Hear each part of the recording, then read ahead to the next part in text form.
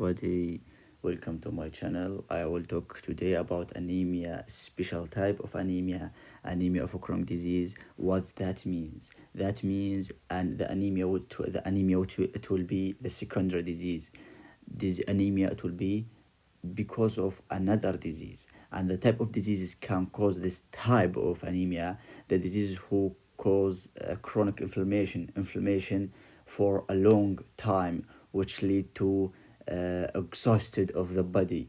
Okay, and for example of this disease, like endocarditis, inflammation in the heart tissue, autoimmune disease, and cancer. And of course, these diseases it will treat where? In the hospital. So the patient will be in the hospital. This is why we call this the most common type of hospitalized patient. Okay, but why? Why inflammation can cause anemia? Actually, because of acute phase reactants from who? Of course, from our intelligent and very smart liver. Why? What's the liver exactly do result to cause this type of anemia? Actually, the liver will release enzyme called hepcidin, and this enzyme will do two important things. The first things, limiting iron transfer from macrophage. So if we cannot, so the iron present, you have the enough amount of iron, but you cannot use this iron.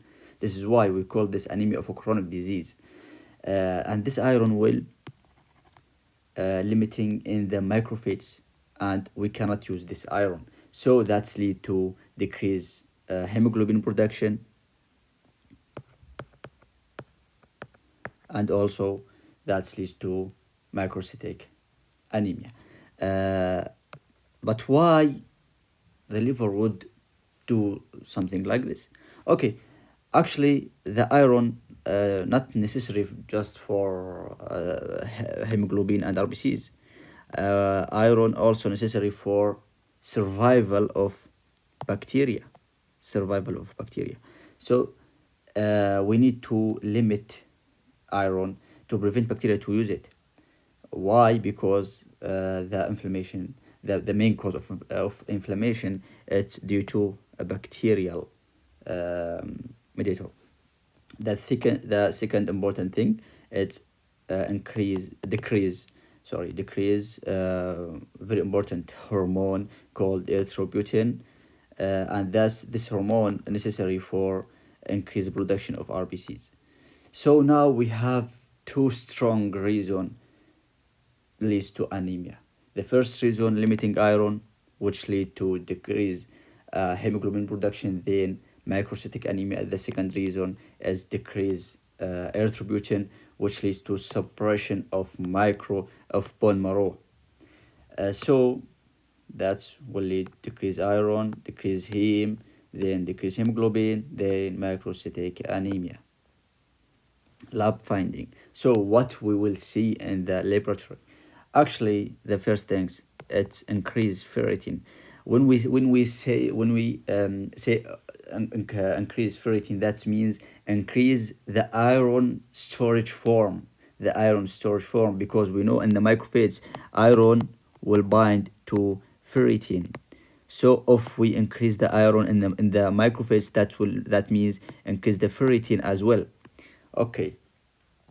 The second thing is to decrease transferrin, and I said before the relationship between the ferritin and transferrin is inverse relationship. That means if there is increase ferritin, that's lead to decrease transferrin, and increase transferrin, that means increase ferritin. Okay. Thirdly, if there's increase iron in the storage form, that leads to decrease iron serum, which means also decrease iron percentage saturation, because there is no enough iron to bind transferrin. And also it will be increase the free protoporphyrin, because there is no enough iron to bind the protoporphyrin. That's lead to decrease the free form of protoporphyrin.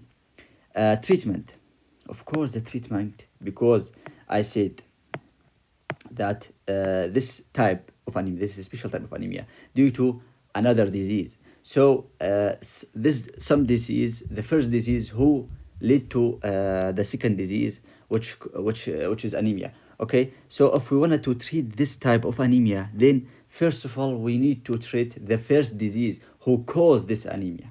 So the treatment, it will be addressing underlying the cause. Okay, this is all for today, and thank you for watching.